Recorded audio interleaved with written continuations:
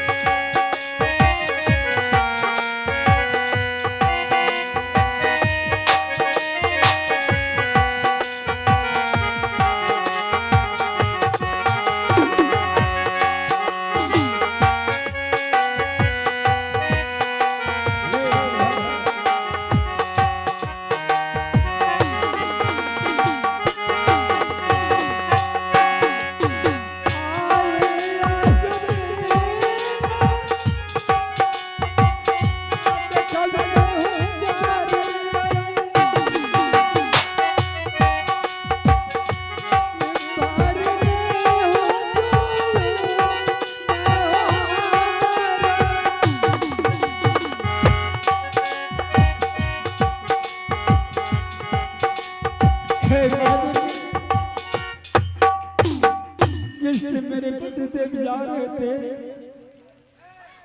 Court कचहरी के लिए, मैं उस समय में बहुत मैं रो रही थी। बड़े दीदी इस बात में कितना बड़ा जुल्म करके बैठ गए। मैं यही अमर फल के छिलका बैठा लेती हूँ। देखते हैं इस बार मुझे क्या होते हैं मेरे साथ। आगे दान देवे दान के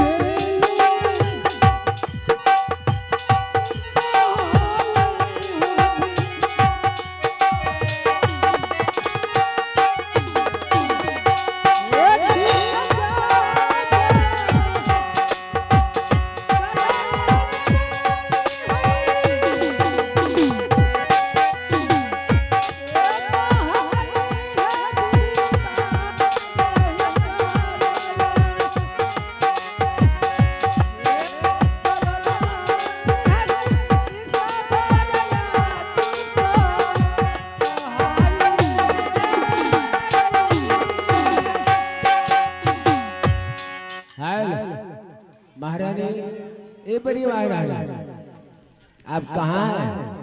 वाह, छोटी महारानी अंगना में झाड़ू लगाने के लिए आए और छिलका उठा के खा लिए।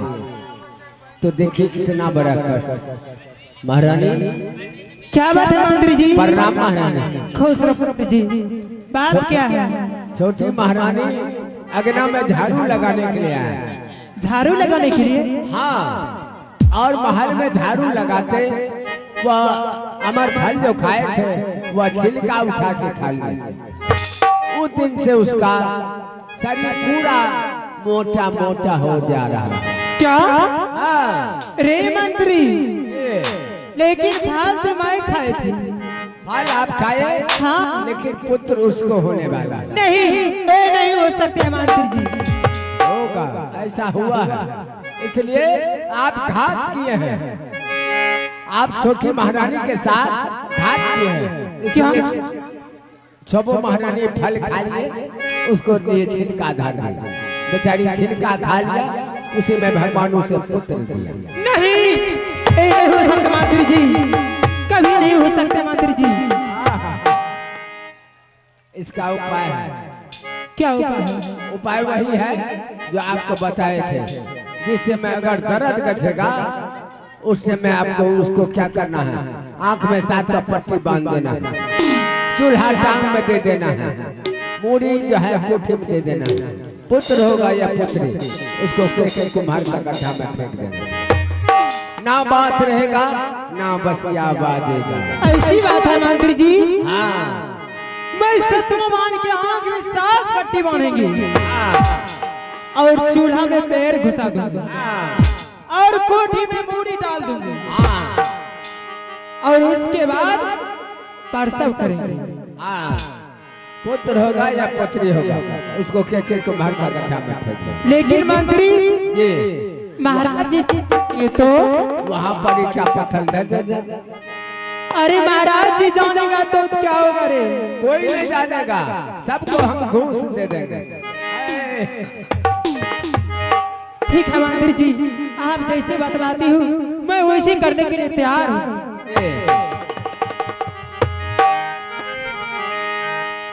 अरे खुश दिला जी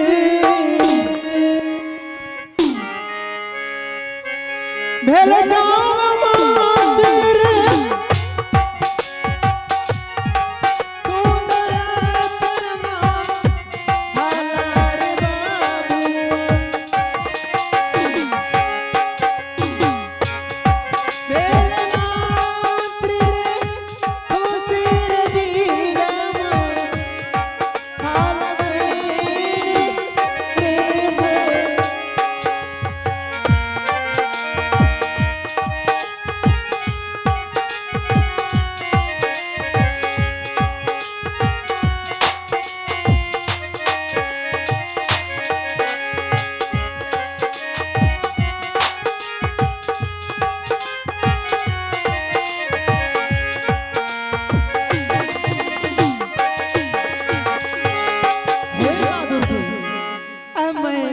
शत्रुवाहन के साथ मैं यही दुर्दशा करूंगी।